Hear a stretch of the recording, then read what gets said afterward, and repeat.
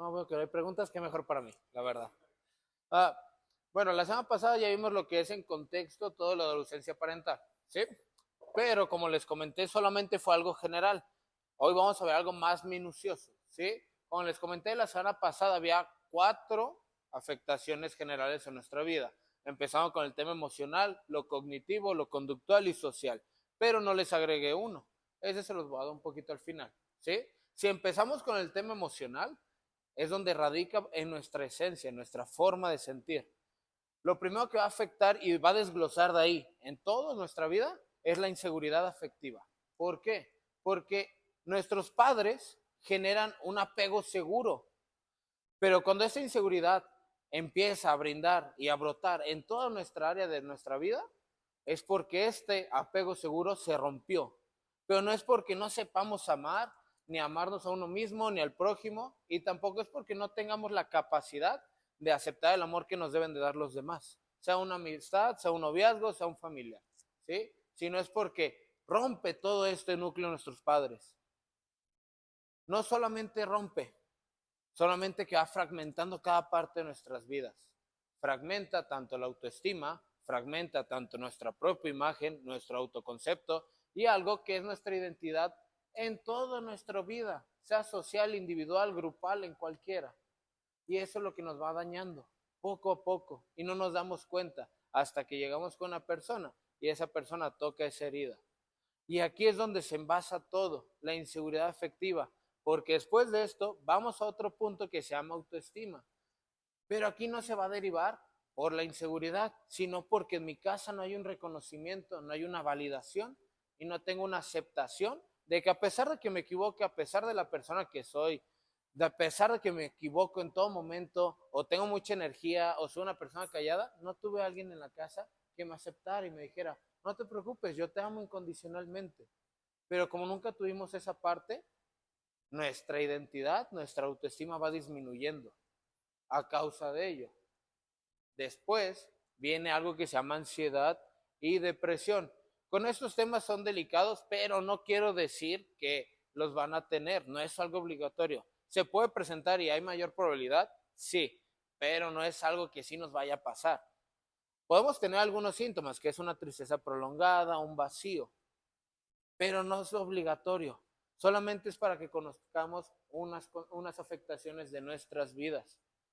Esta soledad, esta ansiedad, lo que va a generar solamente es un vacío interno, un vacío que no sé cómo llenarlo, un vacío de que cuando estoy rodeado de gente, aún así me sigo sintiendo solo, me sigo sintiendo sin gente alrededor, me siento que estoy desconectado de todos, siento que no entiendo ni siquiera una palabra que me dice el que está al lado, no me siento parte de, y es lo que provoca esta soledad.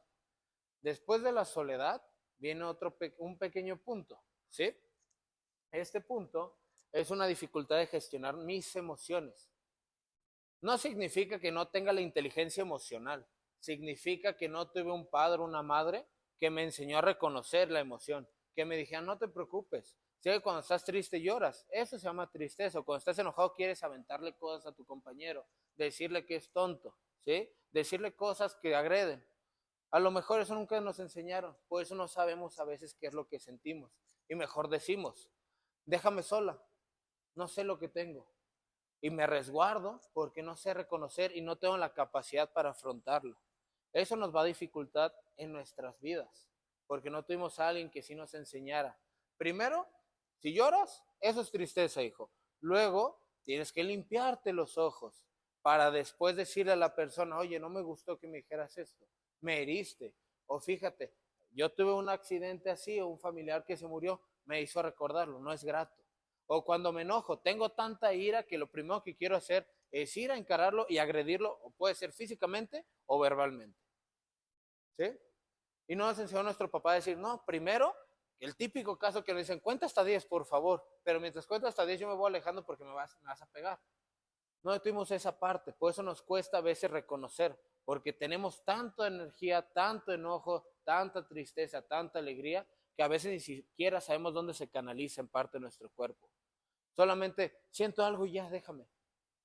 Y nos aislamos. Y eso también es una afectación emocional. viene un tema que es un miedo al abandono. Esta emoción que nos va a predominar es una característica de algo que se llama apego ansioso. Como ya les mencioné al principio, cuando se rompe esta estructura, se rompe el apego seguro, voy a derivar que toda mi vida, todo el amor, toda la presencia significa amor, significa presencia, significa esencia. Pero cuando alguien no está ahí, ya tengo miedo porque van a abandonar igual que lo hicieron mi familia. Entonces todo lo relacionamos con presencia. Y este miedo al abandono siempre voy a tener inseguridades en cualquier relación, sea amistades o sea pareja. Voy a terminar que si mi pareja no me contesta la racha en TikTok, significa que ya no me ama. Si no me contesta la llamada, significa que está con otro, con alguien o con otra. ¿Sí? O si no me contesta en WhatsApp, es porque está enojado. Entonces yo tengo que ir rápido con esa persona para decirle, ¿estás bien? Hice algo, perdón, lo siento. Yo soy el culpable. Y ese es cuando entra este miedo al abandono. Porque todas tus relaciones, el núcleo es el miedo al abandono. Y te vas a comportar porque el núcleo es el abandono. Y no quiero que me vuelvan a abandonar, no quiero sentir otra vez lo mismo. Y me voy a comportar porque ya sé lo que es sentir abandonado. Ya sé lo que significa que me hagan chiquito, que me rechacen. Entonces mejor me protejo. Voy a cada relación y ofrezco. Oye, ¿cómo estás? Qué bueno. Oye, quería saber si te caigo bien. Ah, sí, qué bueno. Entonces ya me voy porque ya tuve la aprobación. Oye, mi amor, ¿estás bien? Es que fíjate, no me has contestado durante 10 minutos. Siento que pasó algo. No, estoy trabajando. Entonces siempre vas a actuar en base al miedo. Y eso te va a perjudicar en toda la vida. Porque este miedo lo único que te va a hacer es aislarte de la sociedad y sentirte culpable porque la gente que está alrededor tuyo te da a entender que no es suficiente. Pero no es así. Este miedo que es provocado por una ausencia, lo transmites en toda tu vida. Estos temas que son los emocionales se viven día a día. A veces no nos damos cuenta porque vive en nuestro inconsciente. Hay veces que solamente reaccionamos por toda nuestra experiencia pasada. Todas nuestras emociones son porque en el pasado sufrimos, nos hirieron y ahí sigue la herida. Pero como les dije la semana pasada, no es que ya la hayan superado, sino supimos controlarla. No hemos superado, no hemos sanado, más bien la hemos ocultado. Después de las emociones viene algo que es el tema cognitivo, una afectación en toda nuestra mente, en nuestra forma de pensar sobre todo, donde idealizamos, donde definimos todo lo que viene en nuestra vida. La dificultad de concentrarse. Esto no quiere decir que es porque saludaste a un compañero, alguien te gritó, un familiar, hubo un choque. No, no se debe a eso.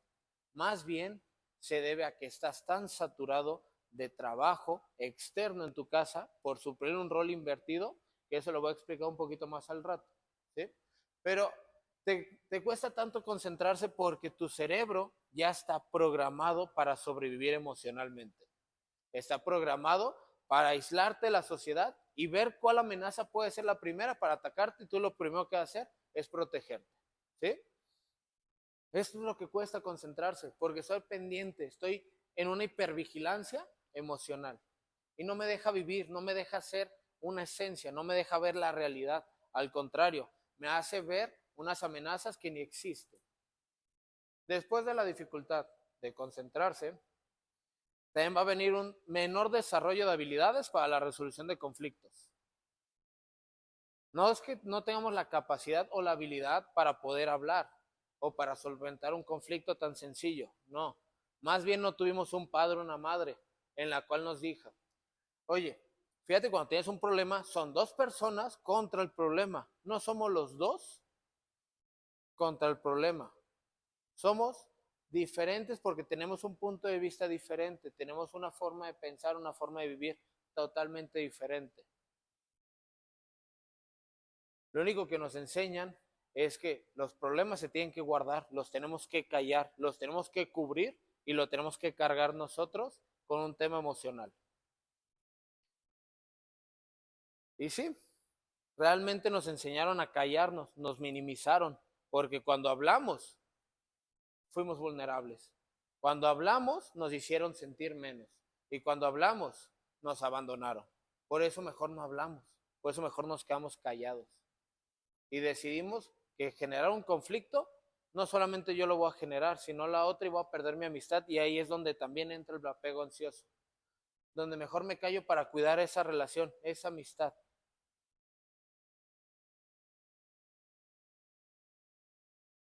Genera una desconfianza hacia la autoridad. No es que no queramos obedecer, más bien vivimos en base a nuestro pasado.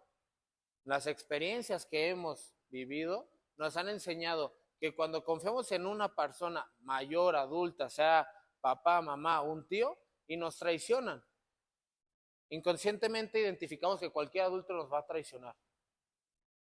Y eso siempre va a vivir en nuestra mente. Inconscientemente voy a vivir con un miedo de hablar, con un miedo de juntarme y pedir un consejo, porque me minimizaron un día, porque un día me dijeron, ese problema es muy pequeño, yo tengo otras deudas, a mí se me murió mi tío, o no tengo papás, no sé, cualquiera, siempre te han hecho menos. Entonces, ¿para qué voy a confiar en alguien si al final de cuentas voy a ser pisoteado? En mi mente ya no existe la palabra confianza. En mi mente solo va a existir la hipervigilancia emocional, solo va a existir sobresalir, protegerme de todo. Para esto va a venir un tema que se llama rigidez cognitiva. La rigidez cognitiva solamente es, si no me sale como lo planeo, ya no lo vuelvo a intentar, lo dejo, no es mío. O soy bueno o soy malo, no hay más. Pero también esto es provocado porque no hubo un papá o una mamá que nos enseñara que tenemos que adaptarnos a los cambios, que tenemos que conocer nuevas ideas. No nos enseñaron eso, nomás nos enseñaron a ser buenos en todos. Si no eres bueno, déjalo, hijo, eso no es lo tuyo. Eso es la rigidez cognitiva, tener un pensamiento disruptivo que sea tanto dicotómico de sí o no, como un pensamiento intrusivo. Y vivir bajo ellos dos, vamos a terminar en un caos y vamos a terminar aislándonos, porque si sabemos que nos equivocamos, es igual a ser malos. Cuando no tuvimos ese progenitor que nos dijera, no te preocupes, yo te voy a enseñar. Después de esta manera de pensar, les voy a leer algo. ¿Por qué te cuesta recibir amor? Dices que quieres una relación sana, pero cuando alguien se acerca, algo en ti se cierra. Dudas, sobrepiensas, te proteges y sin darte cuenta, te alejas y terminas diciendo, ¿por qué nadie se queda? Pero la verdad es incómoda. No sabes cómo sostener lo que sí es sano, porque una parte de ti cree que eso no es para ti. El amor no se siente seguro, se siente desconocido, y lo desconocido, tu mente lo rechaza y la aterra. No es falta de amor, es tu historia emocional no resuelta.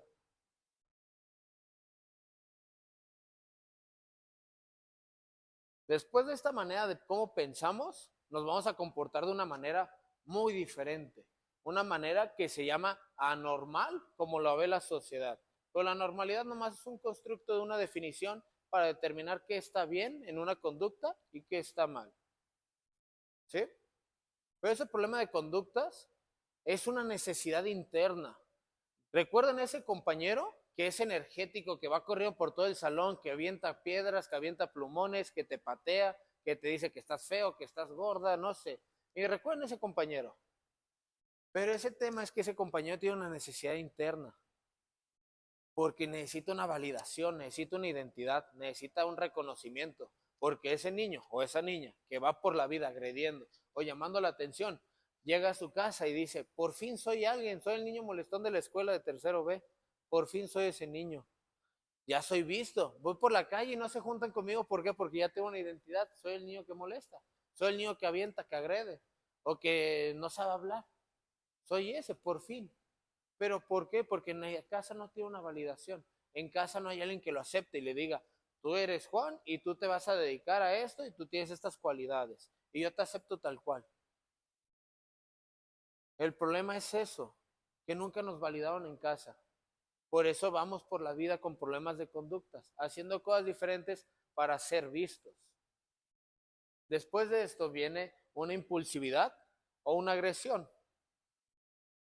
Hay dos temas para esta situación. La impulsividad de agresión sí se debe a una ausencia parental que no nos enseñó cómo cuidar nuestras emociones. Porque cuando tenemos mucho enojo, tenemos frustración, no nos enseñaron a cómo canalizarla y darle un propósito.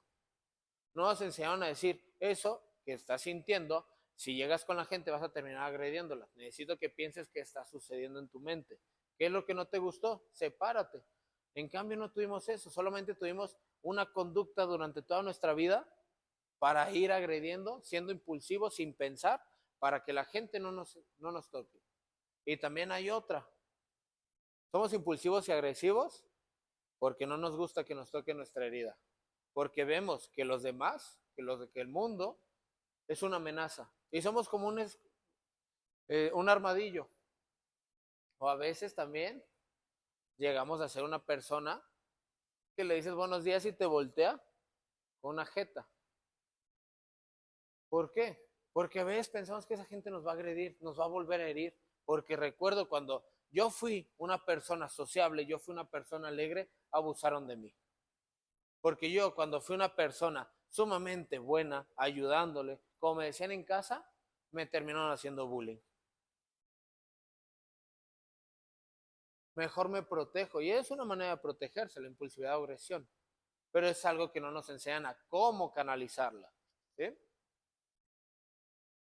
La semana pasada les decía que había también un tema que es el bajo desempeño escolar, que les había comentado que no es porque no tengamos un papá significa que va a tener malas calificaciones, no. O porque no tenemos una mamá no significa que alguien va a estar atrás de nosotros diciéndonos, tienes que hacer tarea. No. Más bien, aquí entra un rol invertido. Cuando yo asumo una responsabilidad que no me toca, tengo que ver si mis hermanos ya comieron, ya se bañaron, la casa está limpia y todavía tengo que checar su tarea. Si ellos ya acabaron, yo ahora sí puedo hacer mis cosas, pero quedo al final. Y no tiene que ser así. Yo no voy al final, yo tengo que ser primero para poder ayudar. Y ese bajo desempeño escolar se debe a tanto cansancio externo para que esas personas brillen cuando yo me dejo al último. Por eso tengo un bajo desempeño escolar. Por eso a veces no entrego tareas, no entrego proyectos, porque estoy cansado, estoy agotado tanto físico como emocional. Después de todo esto, que genera un vacío, una soledad, genera una identidad que se va fragmentando, vienen las conductas de riesgo. Esas conductas de riesgo, antes de llegar a saciarlas, primero debe de haber una ruptura en mi mente, una ruptura en mi imagen, una ruptura de quién soy, una ruptura de mi identidad, de quién soy yo cuando estoy solo y quién soy yo cuando estoy con mis amigos. ¿Quién soy yo cuando estoy en la escuela? ¿Quién soy yo cuando estoy en la iglesia? Pero como no sé quién soy, como siempre tengo esa necesidad de llenar ese hueco que dejaron mis padres, llenar esa necesidad de amor, ahora sí llego a conocer nuevas experiencias que son demasiado extremas y alguna que otra son ilícitas. ¿Y sí? A veces nos llegamos a equivocar y esto nos lleva a pertenecer a un grupo que nos va a hacer volver a revivir nuestra herida mediante actitudes que nos van a perjudicar nuestra esencia, mediante comportamientos que nos van a hacer cuestionar nuestra moral y cuestionar nuestros límites. De esta manera, ya cuando sabemos el tema emocional, sabemos el tema cognitivo y el tema conductual, ¿qué va a seguir? Sigue lo social. Yo ya no sé lo que siento, yo ya no sé ni quién soy, no pienso nada de mí, o todo lo que pienso es para mal. Mi comportamiento va disminuyendo, va siendo anormal para la sociedad. Ahora, dentro de esta afectación social, viene generar unos vínculos insanos. No voy a poder generar vínculos sanos, me va a dificultar.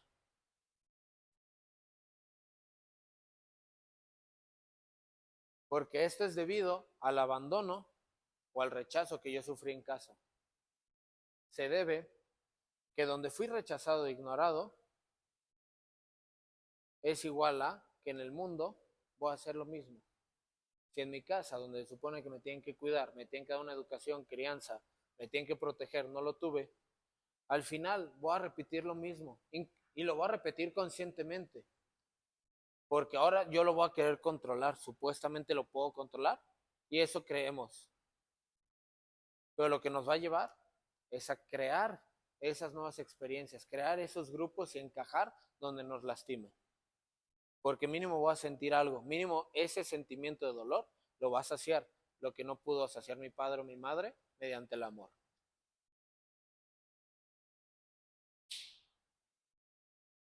Si ya tuve esos problemas, ahora va a generar una desadaptación social. Voy a tener que cortar una parte de mi esencia, voy a tener que dejar quién soy para poder encajar en cada grupito buscando esa aprobación que nunca tuve. Esa aprobación que siempre en mi mente va a estar. En ese momento donde siempre tengo que decir, tengo que estar con ellos, tengo que exigirme ser más, tengo que ser perfecto, cuando la perfección no existe.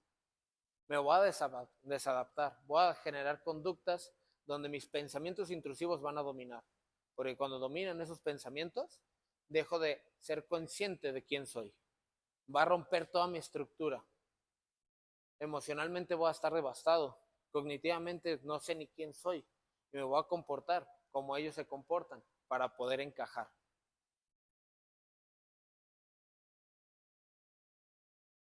Después de esto, sigue una búsqueda de figuras. No me refiero a que es por la necesidad de que no tuve un padre o una madre. No estoy buscando a alguien de seguir un modelo. No. Más bien quieren tener ese padre, esa madre, pero se aferran. Nos aferramos tanto porque queremos creer que esa persona puede algún día ser mi padre, puede ser mi modelo a seguir, o puede ser una madre que nunca tuve, una madre que puedo llegar y contarle todos mis problemas. Y eso me va a generar una dependencia de cualquier persona. Esta dependencia no va a ser algo sana, me va a quebrar en todos mis momentos, porque cuando la persona no esté, dejo de ser yo. Y otra vez voy a empezar desde cero. Voy a empezar a sentir ese vacío, voy a empezar a sentir la ansiedad y voy a empezar a sentir la depresión. Voy a empezar a recordar lo que es sentir herido. Voy a empezar a recordar cuando mi padre o mi madre no estaba. Y esta desadaptación social va a terminar perjudicándome a mí porque no sé quién soy.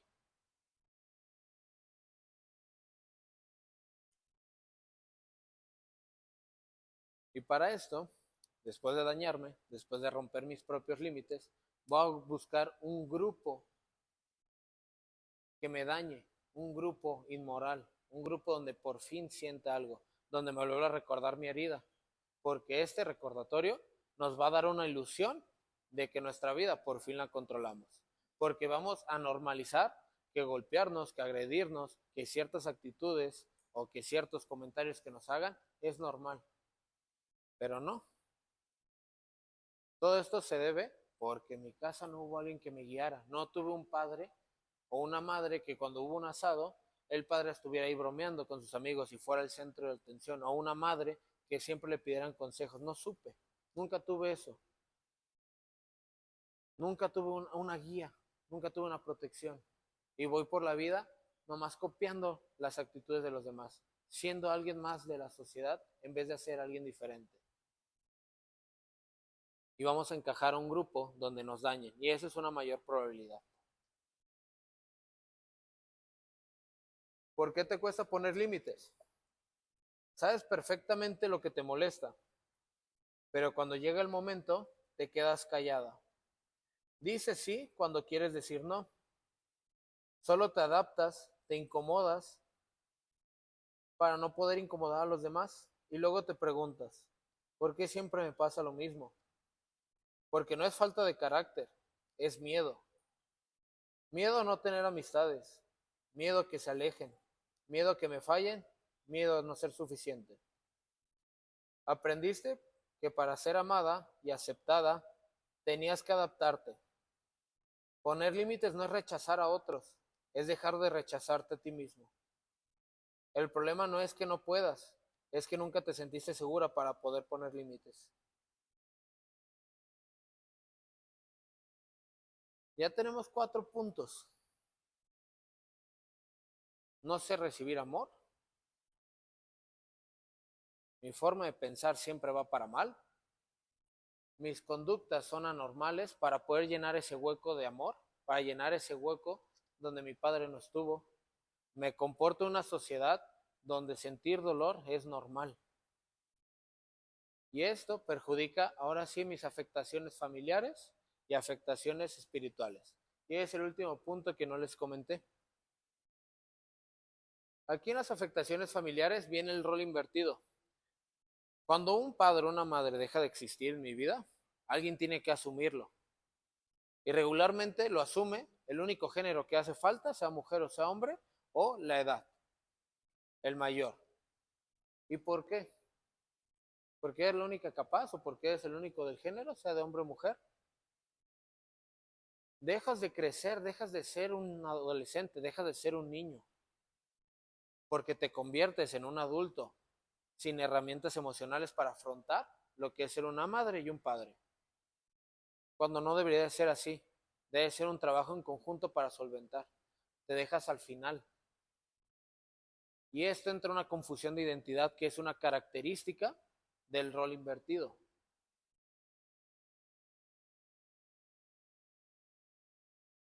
Pierdo mi esencia porque dejo de ser un adolescente, dejo de ser un hijo, porque voy a pasar a ser una madre o un padre inconscientemente. Voy a pasar a tener responsabilidades de cuidar, educar, de alimentar y a veces de traer dinero a la casa cuando no me toca a mí. Dejo de ser un hijo para poder ser una madre, porque por culpa de uno de ellos dos yo tuve que adulterarme. Tuve que crecer para solventar las necesidades de mi familia. Y duele crecer así porque me están adulterando, porque yo tenía que ser amado, protegido, educado. No sé cómo hacerlo porque no tuve una guía, pero no hay de otra. Soy el mayor y soy el único género que existe en la familia para poder solventar esa necesidad. Y es triste, sí, porque naciste siendo hijo, no naciste para cuidar a los demás. Y es cuando destruye la estructura familiar, porque ahora te vas a encargar de alguien que tú no decidiste tener, aunque ellos no tengan la responsabilidad. Y en el enfoque espiritual, esta frase de si Dios existiera o si Dios me amara, mi padre o mi madre no estuviera aquí. Pero ¿por qué pensamos de esta manera? Porque interpretamos y le dimos significado a que una injusticia no la puede dar una deidad, a que el abandono se debe a alguien que debe ser superior. Y no solamente vamos a perder nuestra fe, nos vamos a ir alejando poco a poco, tanto de nuestro propósito como de tener nuestra comunión con Él. Y el problema aquí es que empezamos a cuestionar si Dios existe, si en verdad Dios es bueno, y nos alejamos de su divinidad por enfocarnos más en algo terrenal, cuando no debería de ser así, porque hablamos desde el tema emocional, desde nuestra herida. Y creamos una imagen negativa de Dios bajo nuestra vivencia.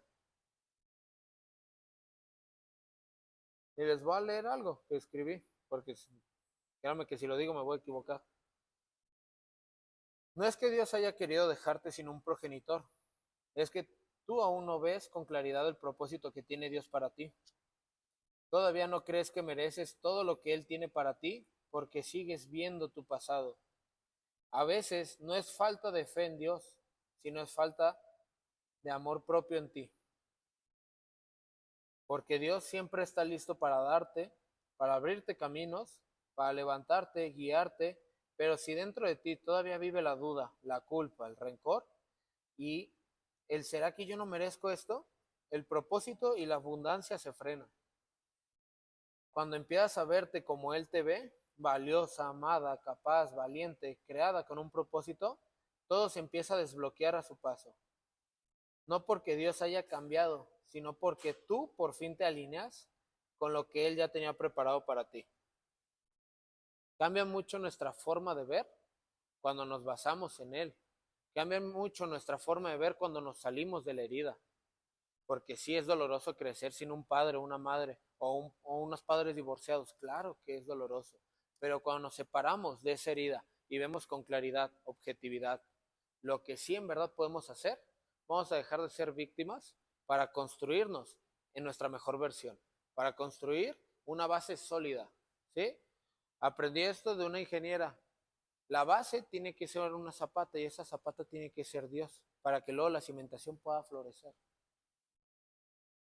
Porque si nosotros queremos ser esa zapata, nosotros queremos ser la base, vamos a volver a recordar nuestra herida. Porque cualquier persona que llegue y nos toque la herida inconscientemente, vamos a volver a caer y va a volver a doler. ¿Y quién nos va a sacar de ahí? Otra vez nos va a tardar 15, 20 años, lo que me haya tardado. Aunque haya ido a terapia, voy a volver a tardarme, porque Dios no fue el centro de mi vida. Fui yo, y fui egocéntrico. Sí duele, claro, pero es aceptar ese dolor, es reconocerlo, es saber de dónde empieza. E incomoda, claro, pero vamos bien. Un día me siento solo, me siento vacío, empiezo a llorar, pero no sé por qué lloro. Pero recuerdo que hace rato que pasé por el parque, vi una familia jugando, los vi corriendo, vi que un papá estaba bromeando, vi cómo cuidaba a su hija. Ya recuerdo por qué lloré y voy bien porque ya estoy reconociendo el tema emocional. Eso voy bien porque ya estoy sintiendo, ya estoy reconociendo mi emoción. Ya no estoy siendo una persona que tiene lexitimia, que no sabe reconocer la emoción. Ya no soy una víctima de lo que yo siento. Dejo de ser una persona emocional para ser una persona que piensa, una persona que puede confrontar ese miedo. Porque después de que recuerdo por qué estaba llorando, dónde estaba sintiendo el dolor, pienso que yo un día no tuve un padre, no tuve una madre. Y ahí es cuando yo genero eso. Que a pesar de que no tuve un padre, no tuve una madre, puedo ser alguien mejor. Me comporto y busco un modelo a seguir. Y ese modelo a seguir que sea para bien. Porque cuando yo identifico y copio sus buenas habilidades, ya estoy haciendo una conducta diferente. Ya no estoy teniendo una conducta de riesgo. Después de tener esta conducta, yo llego a asociarme con un grupo, identifico cuáles son mis habilidades, cómo pienso, cómo me comporto, mi autoestima, quién soy yo, cómo me pueden identificar ellos, porque yo me paré al espejo y dije, hoy me veo bien.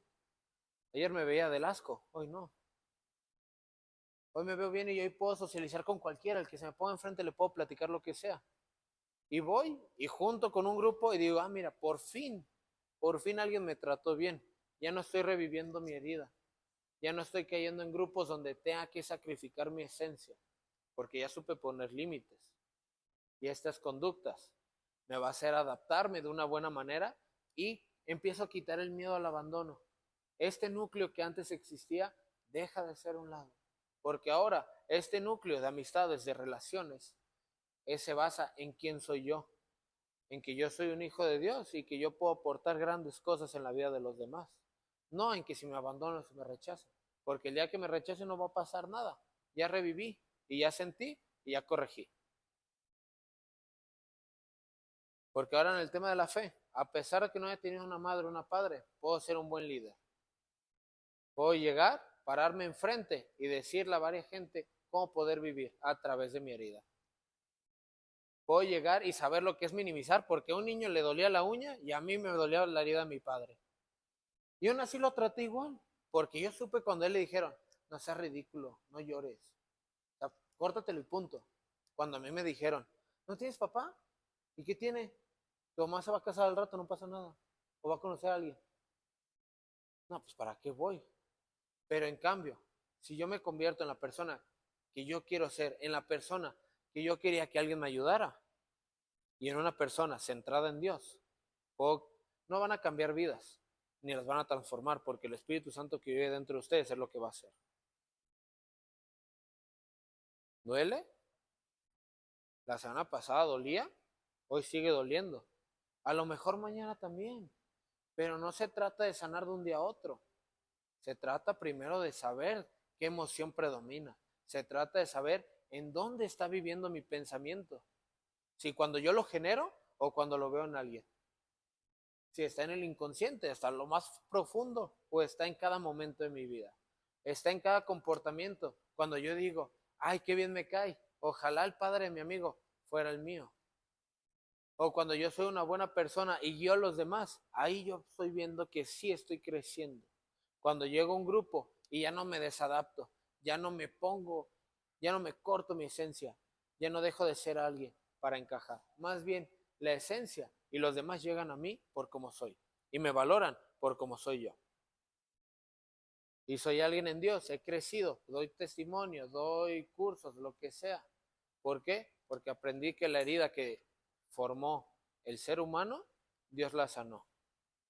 Porque a pesar de que esa herida nunca pensé que iba a poder sanar, de que esa herida me iba a doler todos los días y la alejé, la oculté, la controlé, algún día Dios me lo hace recordar, porque sabiendo que el día que me muera, ese padre que sí existe, ese padre que siempre me ha cuidado, voy a poder y abrazarlo, voy a poder llegar a decirle, gracias por todo el propósito, aunque me dolió, no te lo voy a negar, me duele, pero mínimo le diste un propósito.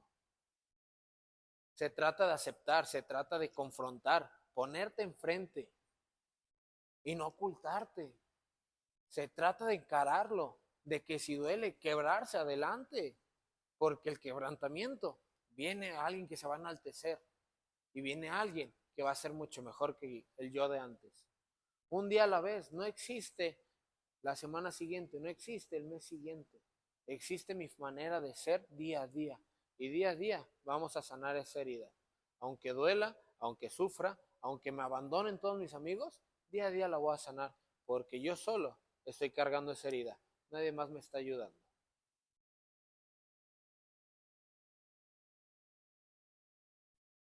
Para concluir, igual, voy a abrir un pequeño momento para preguntas, como la anterior que hubo varias.